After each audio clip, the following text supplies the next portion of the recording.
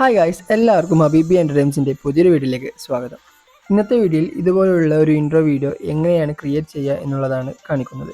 അപ്പോൾ video skip ചെയ്യാതെ മുഴുവനായും കാണുക. നിങ്ങൾ ആദ്യമായാണ് എൻ്റെ വീഡിയോ കാണുന്നതെങ്കിൽ നമ്മുടെ ചാനൽ സബ്സ്ക്രൈബ് ചെയ്യാൻ മറക്കണ്ട. നമുക്ക് വീഡിയോയിലേക്ക് കടക്കാം.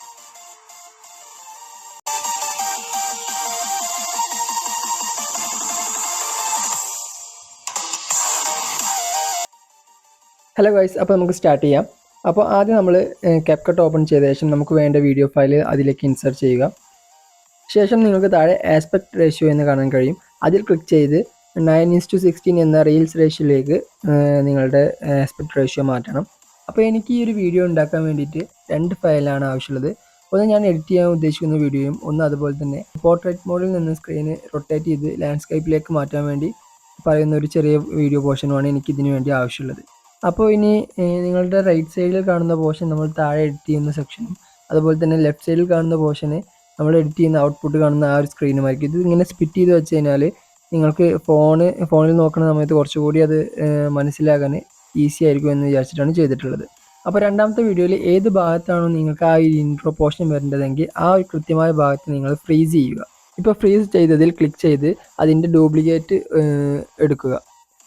ശേഷം അതിൽ ഒന്നിൽ ക്ലിക്ക് ചെയ്ത് ഓവർലേ ചെയ്ത് കഴിഞ്ഞാൽ 2 ഫ്രീസ് ചെയ്ത പോർഷനും ഒരൊറ്റ ലെവലിൽ കാണുന്ന രീതിയിൽ നമുക്ക് കിട്ടും. അങ്ങനെ ചെയ്ത ശേഷം നമുക്ക് ഇനി ബാക്ക്ഗ്രൗണ്ട് റിമൂവ് ചെയ്യാണ് വേണ്ടത്. അപ്പോൾ താഴെ കാണുന്ന ആ ഫോട്ടോയിൽ ക്ലിക്ക് ചെയ്ത ശേഷം അവിടെ താഴെ ബാക്ക്ഗ്രൗണ്ട് റിമൂവ് എന്നുള്ള ആ ഒരു BG റിമൂവ് എന്നുള്ള ഒരു ടൂൾ കാണാൻ കഴിയും. അതിൽ ക്ലിക്ക് ചെയ്യുക. അപ്പോൾ എനിക്കിവിടെ എൻ്റെ മാത്രം ഭാഗമാണ് വേണ്ടത്. ഇപ്പോൾ സാറ് കൂടിയുള്ള കാരണം അപ്പോൾ ഞാൻ എൻ്റെ ആ ഒരു താഴെയുള്ള ഫോട്ടോയിൽ ക്ലിക്ക് ചെയ്ത് ക്രോപ്പ് ചെയ്ത ശേഷമാണ് റിമൂവ് BG എന്നുള്ളതിൽ ക്ലിക്ക് ചെയ്ത് ഓട്ടോ റിമൂവ് ചെയ്യുന്നത്. ശേഷം നിങ്ങൾക്ക് അവിടെ സ്ട്രോക്ക് എന്ന് കാണാൻ കഴിയും. അതിൽ ക്ലിക്ക് ചെയ്ത ശേഷം നിങ്ങൾ അതിൽ രണ്ടാമത്തെ സ്ട്രോക്ക് സെലക്ട് ചെയ്തെടുക്കുക. അപ്പോൾ നിങ്ങൾക്ക് ഇങ്ങനെ കിട്ടും. അപ്പോൾ ഈ ഒരു റിമൂവ് ചെയ്ത ബാക്ക്ഗ്രൗണ്ടിൻ്റെ ഫോട്ടോയിൽ ക്ലിക്ക് ചെയ്ത് അപ്പോൾ ഈ ഒരു ഫോട്ടോയുടെ തുടക്കത്തിൽ നിങ്ങൾ അനിമേഷൻ കീ എനേബിൾ ചെയ്ത് കൊടുക്കുക. അപ്പോൾ അതിനുശേഷം അത് കുറച്ച് ഇപ്പോൾ ഈ സ്ക്രീനിൽ കാണുന്ന ആ ഒരു ദൂരത്തോളം വെച്ചിട്ട് റിമൂവ് ചെയ്ത ആ ഒരു ഫോട്ടോ കുറച്ച് വലുതാക്കി കുറച്ച് നമ്മുടെ ബാക്ക്ഗ്രൗണ്ടിലത്തെ ആ ഒരു സൈഡ് ഫോട്ടോ അതായത് സൈഡത്തെ എൻ്റെ അതേ ഫോട്ടോ തന്നെ കുറച്ച് കാണുന്ന രീതിയിൽ നിങ്ങൾ സെറ്റ് ചെയ്ത് കൊടുക്കുക. ബാക്ക്ഗ്രൗണ്ടിൽ കൊടുത്ത ഫോട്ടോയിൽ ക്ലിക്ക് ചെയ്യുക.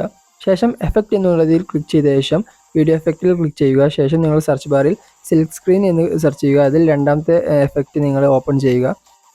അതിനുശേഷം ആ ഒരു ഫോട്ടോയിൽ ഒന്നുകൂടി ക്ലിക്ക് ചെയ്ത ശേഷം താഴെ നിങ്ങൾക്ക് അഡ്ജസ്റ്റ് എന്ന് കാണാൻ കഴിയും. അതിൽ സാച്ചുറേഷൻ ഫുള്ളായിട്ട് നിങ്ങൾ കുറച്ച് കൊടുക്കുക.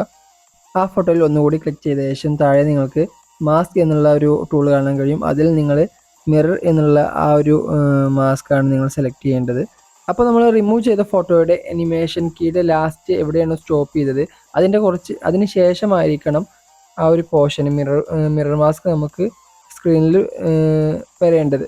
അപ്പോൾ ആ ഒരു ഭാഗത്ത് വേണം നിങ്ങൾ ഇതിൻ്റെ അനിമേഷൻ കീ സെറ്റ് ചെയ്യാൻ വേണ്ടിയിട്ട്. ഇപ്പോൾ ഞാൻ ജസ്റ്റ് മിറർ മാസ്ക് അവിടെ ജസ്റ്റ് ഓപ്പൺ ചെയ്ത് വെച്ചു എന്ന് മാത്രമേ ഉള്ളൂ. അതിൽ അനിമേഷൻ കീ സെറ്റ് ചെയ്ത് വെച്ചിട്ടില്ല.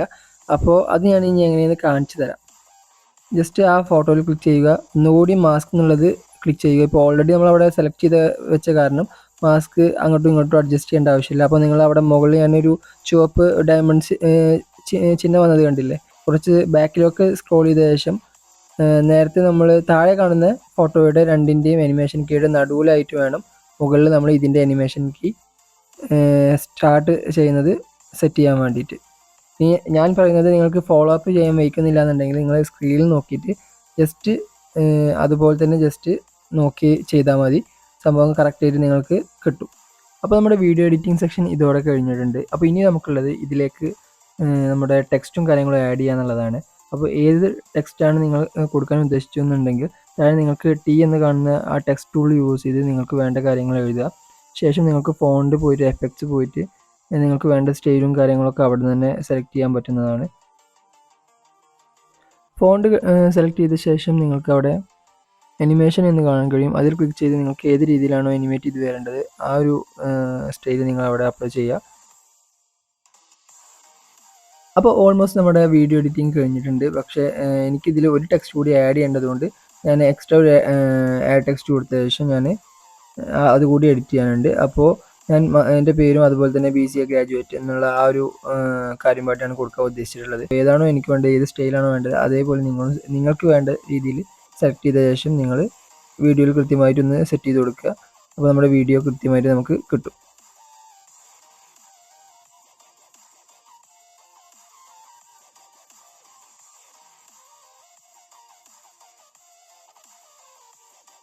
അപ്പോൾ വീഡിയോ ഉപകാരപ്രദമായി എന്ന് വിചാരിക്കുന്നു. അപ്പോൾ നിങ്ങൾക്ക് വീഡിയോ ഇഷ്ടപ്പെട്ടാൽ ലൈക്ക് ചെയ്യുക, ഷെയർ ചെയ്യുക, അതുപോലെ തന്നെ സബ്സ്ക്രൈബ് ചെയ്യാത്തവരാണെങ്കിൽ നമ്മുടെ ചാനൽ സബ്സ്ക്രൈബ് ചെയ്ത് സപ്പോർട്ട് ചെയ്യുക.